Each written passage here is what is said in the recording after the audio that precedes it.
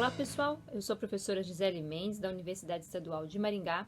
Estamos aqui hoje para mais um episódio do quadro do nosso canal intitulado Isso é Crime? Bom, no episódio de hoje do Isso é Crime nós vamos falar de uma conduta bastante recorrente nesse período da epidemia da doença Covid-19 no Brasil, pessoal. Especificamente durante essas festas do começo de ano, carnaval no Brasil. Estamos aqui no mês de março, saindo de um mês de fevereiro com picos bastante recrudescentes da doença no Brasil, internações subindo em todos os estados do Brasil e, consequentemente, o número de mortes também pela doença Covid-19. E as razões disso têm muito a ver com a infringência, com o fato de as pessoas não respeitarem e infringirem determinações do poder público várias, dos estados, dos municípios, que são importantes para conter a propagação da pandemia da Covid-19.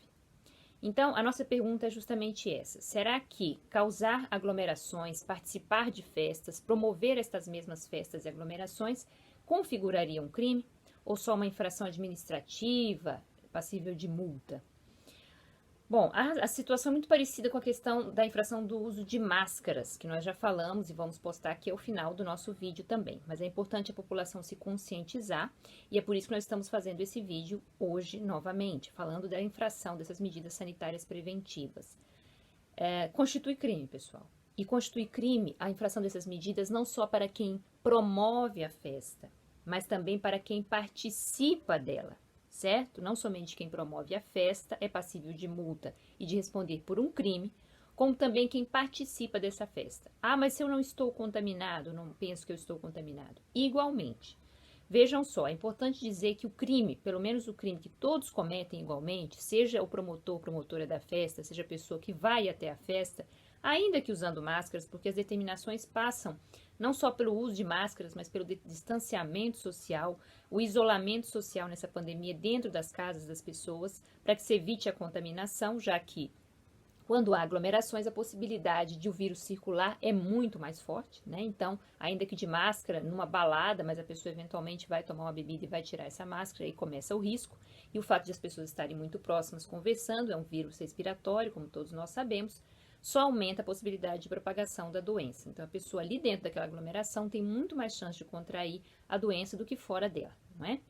Então, para começar, ao participar e ainda mais por promover a festa, o fato é que todos respondem pelo crime que está no artigo 268 do Código Penal brasileiro.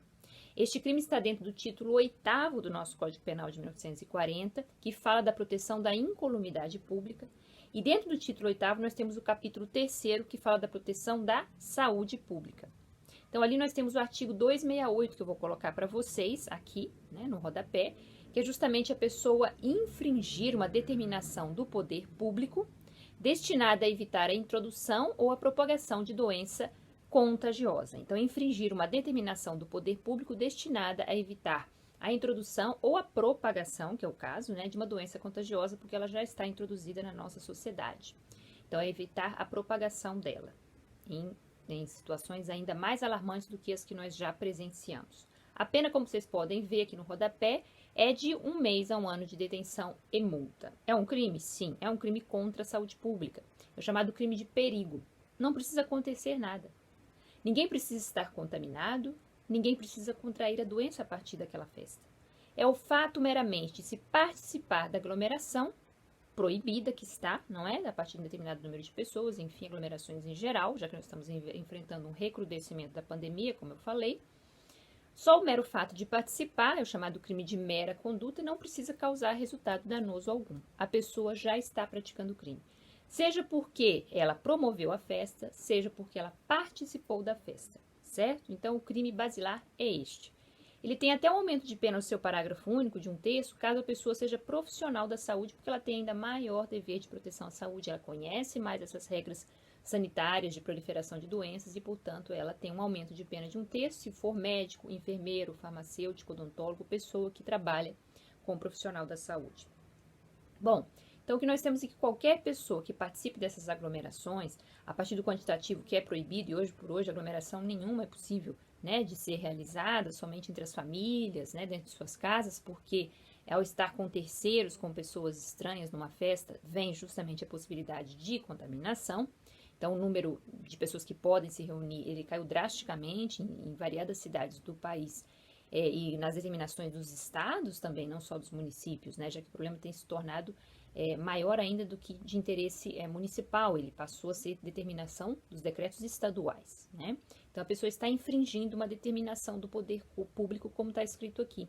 É importante dizer que essa norma é bastante variável, é uma norma penal, que a gente chama de norma penal em branco, e ela precisa ser preenchida por este conteúdo, determinação do poder público. E essa determinação é muito volátil, né? Como nós acabamos de dizer, uma hora podem se aglomerar 10 pessoas no máximo, outra hora 50, outra hora 100. Isso pode ir subindo de acordo com o progresso do combate à pandemia ou decrescendo, como aconteceu agora com esse recrudescimento dos meses de fevereiro, março de 2021. Então, a chamada norma penal em branco, ela pode mudar, só que a pessoa vai estar cometendo crime. Ah, mas agora eu posso aglomerar, eu não cometi mais o crime. Não, você cometeu o crime quando da sua vigência. Por isso que é importante a gente conjugar a norma do artigo 268 com a do artigo 3º do Código Penal, lá da parte geral. Porque ele diz que as normas excepcionais ou temporárias, como são essas, né, elas têm um caráter excepcional. Temporária é a norma que tem um tempo para acabar, né? Um exemplo que a gente dá é a Lei Geral da Copa. Havia crimes na Lei Geral da Copa, e quando a Copa aconteceu no Brasil em 2014, e são crimes que desapareceram no dia que terminava a vigência da lei. Todo mundo sabia que ia terminar tal dia e tal hora. Já quando a lei é excepcional, vou colocar aqui o artigo 3º para vocês, ela tem um caráter também transitório, porém não se sabe quanto tempo. Quanto tempo vão durar essas determinações do poder público? Quiséramos nós saber, né? Pensávamos que era uma pandemia mais curta, uma situação mais eventual, mas ela já tem se prolongado há um ano no Brasil e no mundo afora.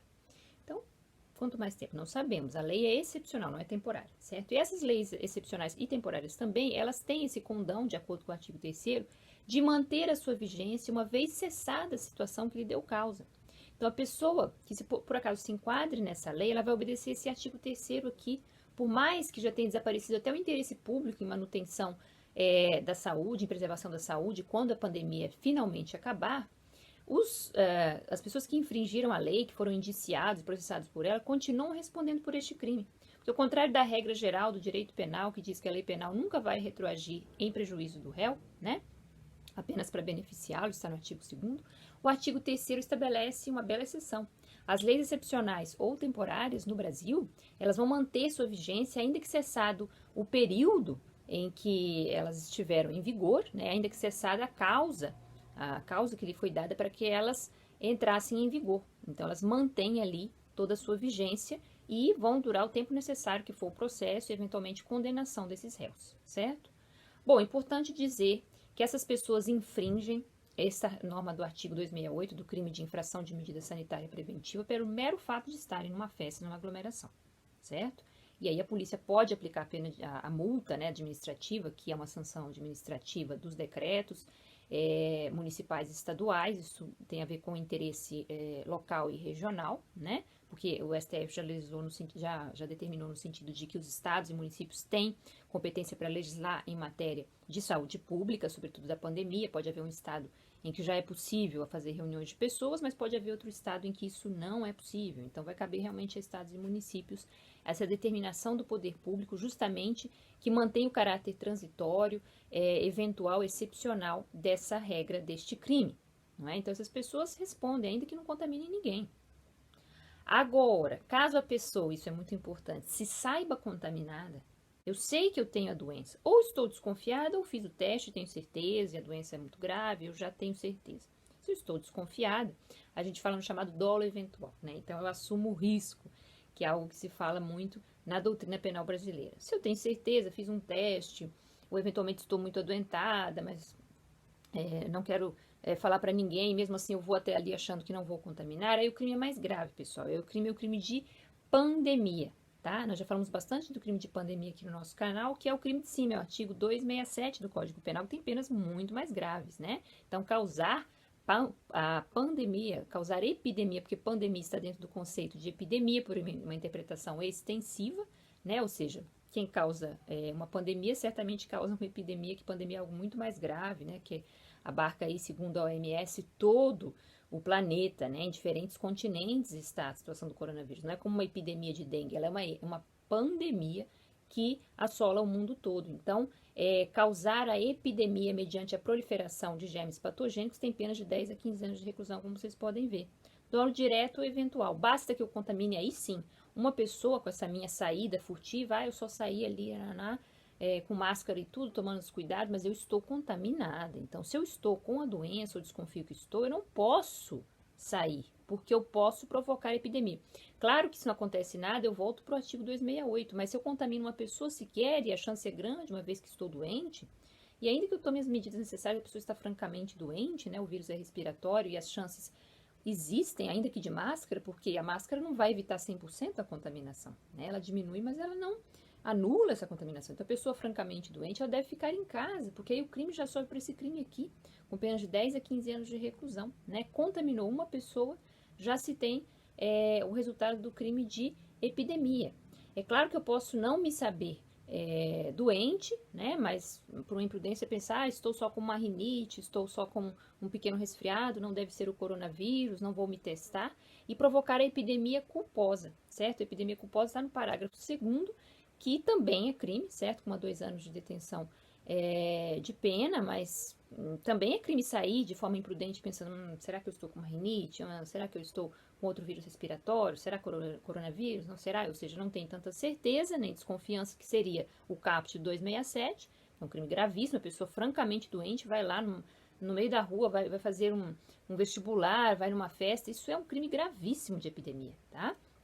Agora, caso ela não tenha certeza, ela vem para a epidemia culposa do parágrafo 2º do artigo 267 que eu estou colocando aqui, que tem penas menores, já que ela, por uma imprudência, por não se testar, até por uma inocência de achar que está com outra doença, mas deveria ficar em casa de qualquer maneira, ainda mais na situação que estamos, ela foi imprudente e saiu de casa. Então, aí é muito pior, certo? Participar da festa meramente, artigo 268, infração de medida sanitária preventiva. Estar doente, repito, com certeza ou uma grande desconfiança, e sair e contaminar alguém na rua, é o crime de epidemia do 267. Se é por querer ou com desconfiança, a gente fica no caput, né? Se é por uma imprudência, estou doente, não sei que estou, mas deveria saber que estou, uma vez que tenho sintomas, nós estamos em plena pandemia da Covid-19, mas eu acho que não estou doente, aí eu venho para culposa, tá? Para tudo isso é necessário que haja contágio de pelo menos uma pessoa, ainda que crime de perigo, ele necessita essa contaminação, já que o crime é de epidemia. Do contrário, nós ficamos com o 268 que nós já conhecemos e que todas as pessoas, saudáveis ou não, podem cometer.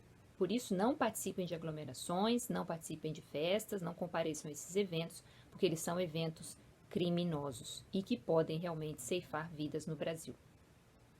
Ok? Bom, pessoal, esse foi o episódio do Isso é Crime de hoje. Espero que vocês tenham gostado. Espero que se encontrem bem, suas famílias também. Cuidem da sua saúde e da do próximo. Deixem aqui a sua curtida, compartilhem esse vídeo e se inscrevam no nosso canal para mais episódios do canal Professora Gisele Mendes do YouTube. Muito obrigada e até a próxima.